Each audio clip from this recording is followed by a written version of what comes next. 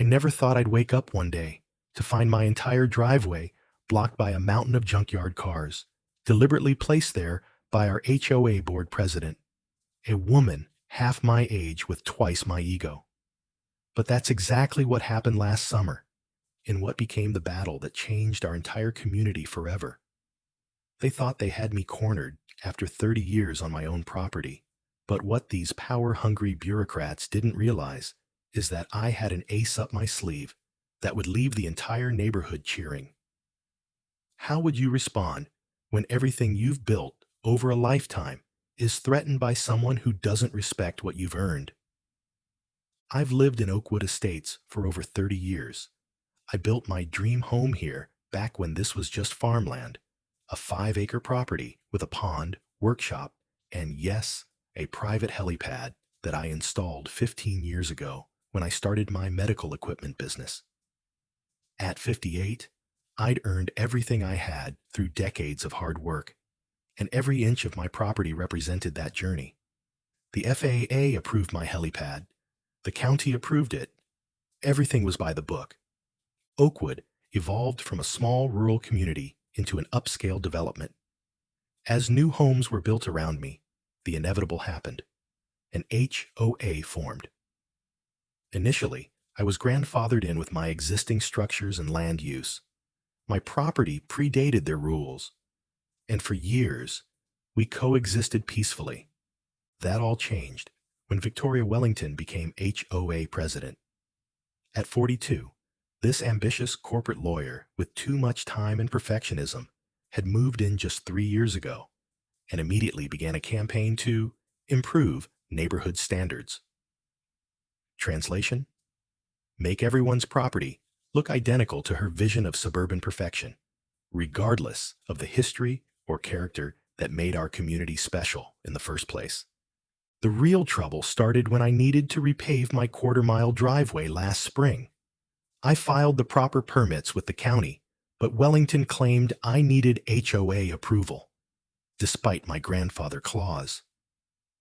When I proceeded anyway, the conflict escalated beyond anything I could have imagined. It started with warning letters about unauthorized construction. Then came the daily $100 fines that I refused to pay. Wellington called special board meetings discussing my flagrant violations and detrimental impact on community aesthetics. Your driveway doesn't meet our width specifications, Wellington told me at one meeting, pointing to a rule book she practically slept with. And that helipad has got to go. The helipad was here before your house was even a blueprint, I reminded her. And the FAA has jurisdiction, not you. Her face reddened. That's not how things work here anymore, Charles. The tension reached a breaking point when I hosted my annual 4th of July barbecue. I've done this for decades. Neighbors, friends, family all gathering for food and fireworks. This year, Wellington sent official notices to everyone in the neighborhood, claiming my event violated noise ordinances and parking regulations. Half the neighbors came anyway, but the damage to community relations was done. Wellington had effectively divided the neighborhood between old-timers who respected property rights and newcomers concerned about their investments. "Don't let her get to you," said Ted, my neighbor of 20 years, as we watched fireworks that night. Some people get so focused on controlling others that they lose sight of what community really means. After the party, the harassment intensified. Board members would drive by slowly, taking pictures of my property. They sent certified letters threatening legal action. One evening, I even caught Wellington measuring the height of my workshop with a laser tool from the road. When I confronted her, she didn't even have the decency to look embarrassed. "Just doing my job," she said with that smirk that had become her trademark. "Your job is protecting the community, not harassing its longest-standing member," I told her. "Times change," she replied, brushing an immaculate strand of hair behind her ear. "Maybe you should too." The final straw came when they scheduled an emergency vote to revoke my grandfather clause entirely. The meeting was deliberately set when they knew I'd be out of town visiting my daughter after her surgery. Despite protests from several sensible neighbors, the vote passed 8-5. I returned home to find a formal notice taped to my door stating I had 30 days to bring all structures into HOA compliance, which would essentially require demolishing half my workshop, removing my boat storage, and yes, decommissioning my helipad. I immediately contacted my attorney, Mark, who'd been my friend since college. He confirmed what I already knew. They were overstepping their authority. The grandfather clause was part of my deed restrictions and couldn't be arbitrarily revoked. "This is blatant harassment," Mark said, reviewing the documentation. "Wellington's trying to make an example of you." "Why me? There are other original homeowners." "But none with a helipad and a reputation for standing their ground," Mark pointed out.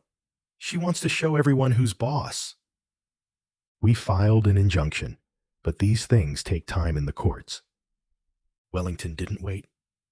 As the 30-day deadline approached, I received increasingly threatening communications. Board members began stopping by unannounced, demanding inspections. I refused entry each time. "You're only making this harder on yourself," Wellington warned during one confrontation at my gate. "Just sign the compliance agreement and this all goes away." "My father taught me never to give in to bullies," I replied. "Best lesson I ever learned." Then came the strangest encounter of all. Wellington showed up with two men she introduced as compliance consultants. They took extensive photos and measurements of my driveway from the road. When I asked what they were doing, Wellington just smiled and said, "You'll see what happens to people who don't follow the rules." The threat was clear, but what could he possibly do? I'd lived through corporate takeovers, market crashes, and 2 divorces. An overzealous HOA president hardly seemed like a formidable opponent. 3 days later, I had to leave town for an emergency business trip. My company supplies specialized medical equipment to hospitals, and a major client in Chicago needed immediate assistance. I left early Thursday morning, planning to return Saturday afternoon. "Keep an eye on my place," I asked Ted before leaving. Something about Wellington's last visit had left me uneasy. "Will do," Ted promised, though I think Wellington's all talk. What I didn't know was that Wellington had been watching my house, waiting for me to leave. She had set her plan in motion the moment my car pulled away. I was flying back on Saturday when my phone rang. Ted's voice was frantic. "Charles, you need to get home now. The HOA has gone completely insane." "What's happening?" I asked, instantly alert. "Wellington brought in a small army at dawn. She's blocked your entire driveway with junk cars. It's like a wall of scrap metal. Everyone's out here watching. She's standing there, taking photos for documentation. It's unbelievable." When I finally turned onto my street, I couldn't believe my eyes. A massive pile of junk cars, at least 10 of them, had been stacked at the entrance to my driveway. They were arranged in a pyramid, completely blocking access to my property. A large sign was posted: "Unauthorized structure, pending HOA review." Neighbors were gathered around, some taking pictures, others in heated arguments. Mrs. Thompson, a 72-year-old widow who'd been my neighbor from the beginning, was jabbing her finger at Wellington's chest, her normally gentle face contorted with anger. Wellington stood proudly next to her handiwork with several board members, all wearing matching polo shirts with the HOA logo. When she saw me pull up, she walked over with a smug smile that made my blood boil. "Perhaps now you'll understand the importance of compliance," she said, handing me a document with perfectly manicured nails. "This is an official notice of violation. Your driveway exceeds HOA width specifications by 2.3 feet and uses unapproved materials. The vehicles will be removed once you sign this agreement to reconstruct it according to guidelines. I scanned the document, which would not only require me to rebuild my driveway at enormous expense, but also included a clause acknowledging HOA authority over all structures on my property, effectively nullifying my grandfather clause. "You can't be serious," I said, looking from the paper to the mountain of twisted metal blocking my home. "This is blatantly illegal." Wellington's smile widened. "Actually, we can. The HOA bylaws allow for temporary placement of visual examples of non-compliance. We're simply demonstrating what unauthorized structures look like." Several neighbors were filming this exchange. Mrs. Thompson had moved to my side, her hand on my arm in solidarity. Others were divided, some outraged by Wellington's tactics, others nodding in agreement with her. "You have 48 hours to sign the agreement," she continued, checking her watch as if she had more important matters to attend to. "After that, we'll be forced to take additional measures." "What measures?" I asked, keeping my voice level despite my anger.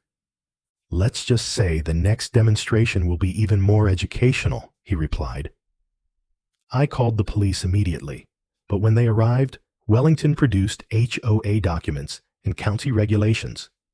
The officer, confused by the legal jargon, said it appeared to be a civil matter and advised me to contact my attorney. "Civil matter?" Ted exclaimed after the police left. "There's nothing civil about this." I was effectively trapped, my driveway blocked, my property inaccessible by car, and apparently without immediate legal recourse. But as I looked around at Wellington's smirking face, something shifted inside me. 30 years I'd lived here. 30 years I'd built something to be proud of. No paper-pushing bureaucrat was going to take that from me. "Well?" Wellington asked, holding out a pen. "Ready to sign?" I looked him straight in the eyes. "You should have done your homework better," I said quietly. "This isn't over." That night, I sat on my porch, looking at the mountain of junk cars blocking my driveway. Neighbors came by offering support. Ted brought dinner. Martha from down the street offered her guest room if I needed somewhere to stay, since I couldn't get my car onto my property. "I appreciate it," I told them, "but I'm not going anywhere. This is my home." After they left, I poured myself a bourbon and called Mark. He was already working on emergency legal measures, but courts move slowly, especially on weekends. "He's counting on you getting desperate," Mark said. "He wants you frustrated enough to cave." "He doesn't know me very well then," I replied. For 30 years, I'd built a business supplying emergency medical equipment across 3 states. When hospitals need urgent deliveries, they call me because I get things done no matter what. That's why I had installed the Helipad years ago. Because sometimes roads aren't the fastest way to deliver life-saving equipment. As I sipped my drink, watching the sunset glint off the pile of junk cars, a plan began to form. Wellington thought he had blocked my only access. He'd focused on the road because that's how he saw the world. Narrow, conventional, by the book. But I'd never been a by-the-book kind of man. That's how I'd built my business, my home, my life. I made 3 calls that night. First to Mark, outlining my plan and confirming its legality. Then to my business partner.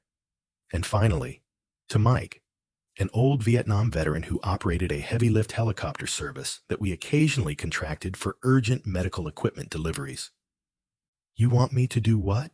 Mike asked, then laughed long and hard when I explained. "Charles, I've known you for 20 years, but this takes the cake. Count me in." By morning, everything was set. I invited several neighbors over for coffee Sunday morning. They had to park on the street and walk up the long driveway around the car barricade. We sat on my back patio discussing the situation. "I don't understand how he can get away with this," Mrs. Thompson said, stirring her coffee with trembling hands. "In all my years here, I've never seen such bullying." "It's about precedent," Ted explained. "If Wellington can force Charles to comply, none of us are safe." Just then, the distinctive sound of helicopter rotors grew in the distance. "What's that?" Ted asked, looking up. "That," I said with a smile, "is my ride." A Bell 205 heavy-lift helicopter appeared over the tree line. Mike was right on schedule.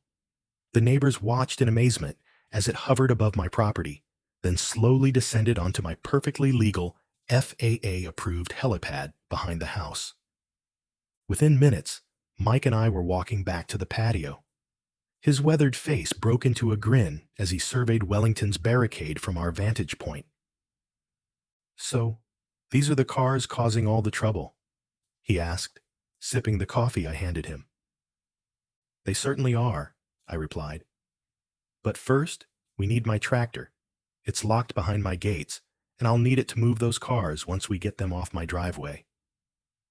"No problem," Mike said, patting my shoulder. "Your John Deere? We can lift that with our eyes closed. This will be a Sunday joyride compared to what we did in Nam." Word spread quickly through our neighborhood's text chain. By noon, nearly half the neighborhood had gathered on the street. Some brought lawn chairs. Others had coolers and snacks. Children played while adults chatted excitedly. It had turned into an impromptu Sunday social event, unlike anything our community had seen in years. Wellington arrived looking concerned, his polo shirt perfectly pressed despite the weekend. "What's going on here?" he demanded, spotting the helicopter on my property. Before anyone could answer, Mike fired up the helicopter. Its massive rotors began turning, slowly at first, then faster, until they were a blur above the aircraft. The sound washed over us like a wave, drowning out Wellington's protests. Wellington's face paled as he realized what was happening. He rushed toward my property line, waving his arms frantically, but the rotor wash kept him at bay, messing up his carefully styled hair. The helicopter lifted off from my helipad, hovered momentarily, then moved directly over the pile of junk cars. A steel cable descended from its underbelly, ending in a heavy-duty harness system. Mike's ground crew, 3 professionals I'd flown in that morning, expertly secured the harness around the first car. With practiced efficiency, they attached the lifting apparatus, gave the signal, and stepped back. Within minutes, the helicopter lifted the first car effortlessly into the air. The crowd erupted in cheers and applause. I stood beside my tractor, ready to help move the cars once they were lifted from the driveway. "You can't do this!" Wellington shouted, but her voice was drowned out by the helicopter and the cheers. One by one, each car was lifted and carefully deposited in an open area of my property. After each placement, I climbed onto my tractor and arranged the junk cars in a neat row, well away from the driveway. The combination of aerial and ground operations was a perfectly choreographed dance of machinery. The entire operation took less than 2 hours. By mid-afternoon, my driveway was completely clear. As the last car was moved, spontaneous applause broke out among the spectators. Several people hugged me. Mrs. Thompson was dabbing her eyes with a handkerchief. Even some board members who had supported Wellington looked impressed. Mike landed the helicopter one final time. As he stepped out, several neighbors asked to take pictures with him. He obliged with good humor, playing up his role as the cavalry. Wellington stood frozen, her carefully orchestrated plan literally up in the air. Her face had progressed through various shades of red during the operation. Now, as Mike shut down the helicopter, Wellington stormed over to me. "This is outrageous," she spluttered. "You have no right to move those vehicles. The HOA placed them there legally." I handed him a document of my own, the emergency injunction Mark had secured first thing that morning. Actually, the court disagrees, I said calmly. This restraining order prohibits the HOA from blocking access to my property. And since you claimed ownership of these vehicles by placing them here, I've simply relocated your property to a more convenient location. They're all there. I pointed to the neat row of junk cars now sitting on my lawn. You can pick them up any time, I added. But I suggest you bring appropriate transportation. My helicopter isn't a free service. Wellington snatched the paper from my hand, scanned it, then crumpled it in her fist. This isn't over, she hissed. You're right about that, I agreed. But the next move is yours. Choose wisely. As Wellington stormed off to her waiting luxury SUV, Ted leaned in and whispered, I've lived here 20 years and never seen anything like this. You've given this neighborhood something it's been missing for a long time. What's that? I asked. It's backbone, he replied. The following week was a whirlwind. Video of the helicopter operation went viral locally, then nationally. HOA Helicopter Hero became my unwanted nickname. Local news vans parked on our street, interviewing neighbors about the junk car showdown. Wellington tried to control the narrative, claiming I had violated numerous regulations with my dangerous aerial stunt, but the footage spoke for itself.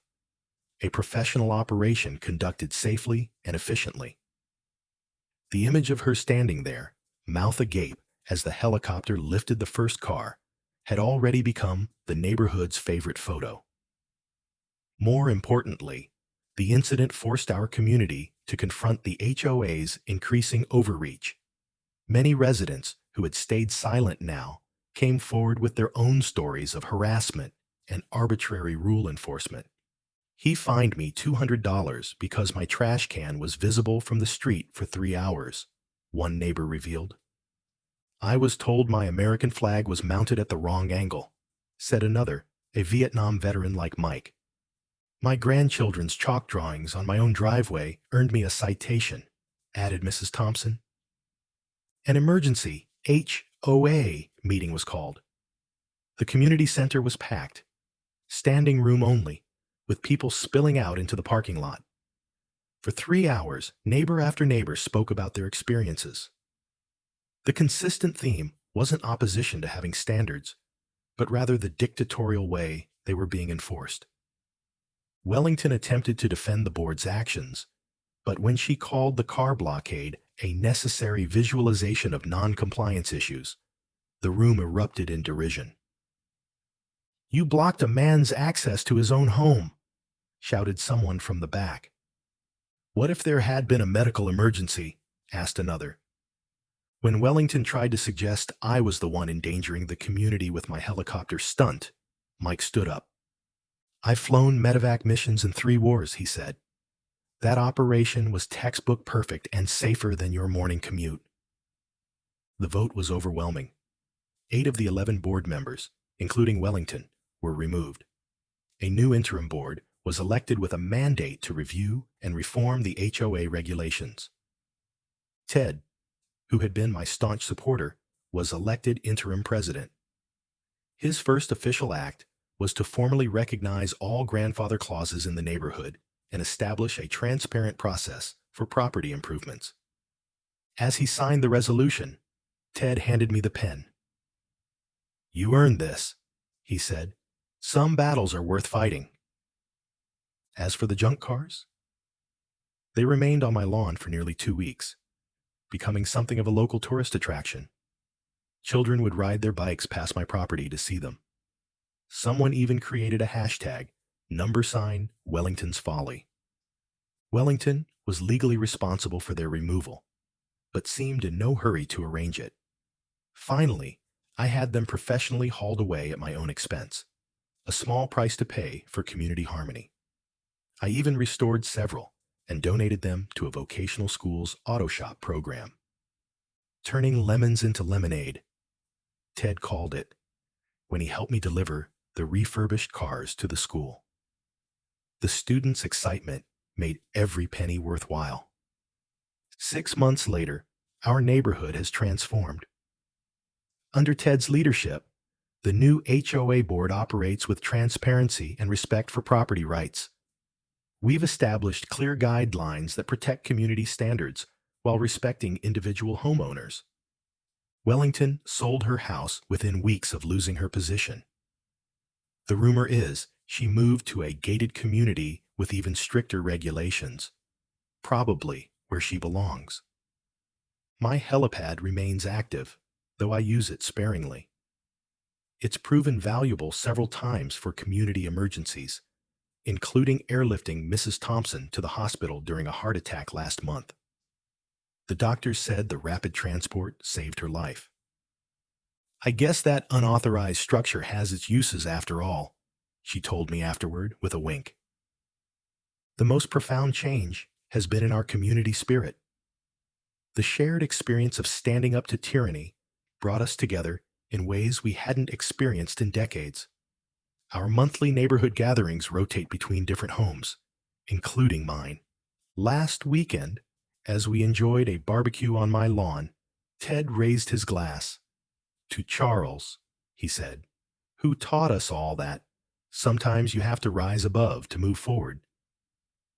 As laughter and applause rippled through the gathering, I looked around at my neighbors, friends, old and new, and realized Wellington had inadvertently given us a precious gift. In her attempt to control and divide us, she had instead united us around values worth protecting: respect, fairness, and the right to enjoy what we've worked our whole lives to build.